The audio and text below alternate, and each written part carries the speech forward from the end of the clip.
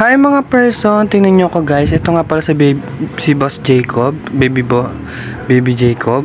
Yan guys, tingnan ko sa napansin. Yun. Pinanood kasi ngayon siya guys ng movie sa kanyang cellphone, sa kanyang tablet. So yan, tingnan nyo guys, nandito na ako sa tabi niya pero hindi nyo pa rin ako napapansin guys. Yan, busy ang bulilit.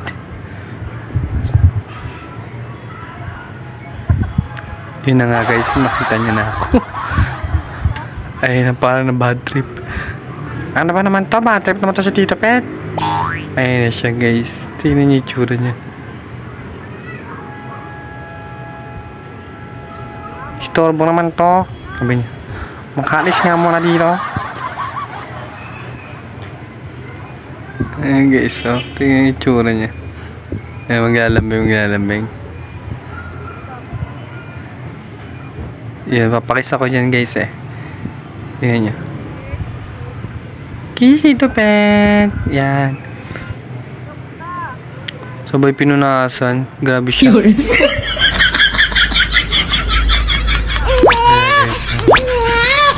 Agag.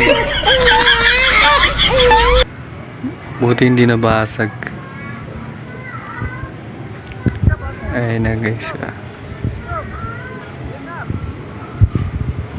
Tamang panood lang ang person.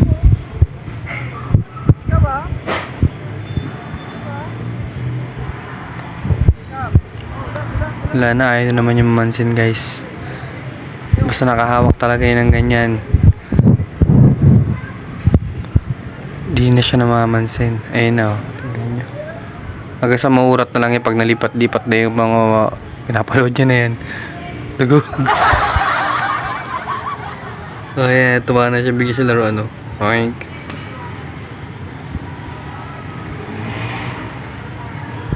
Mga person, thank you for watching and don't forget to subscribe my YouTube channel Pedro Donis Jr. and my TikTok Prince Donis Jr. guys.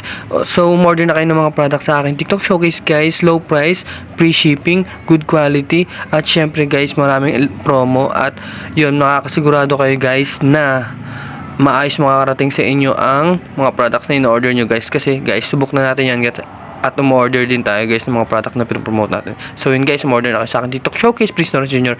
At yan na nga ang cute na aking pamangkin si Jacob guys.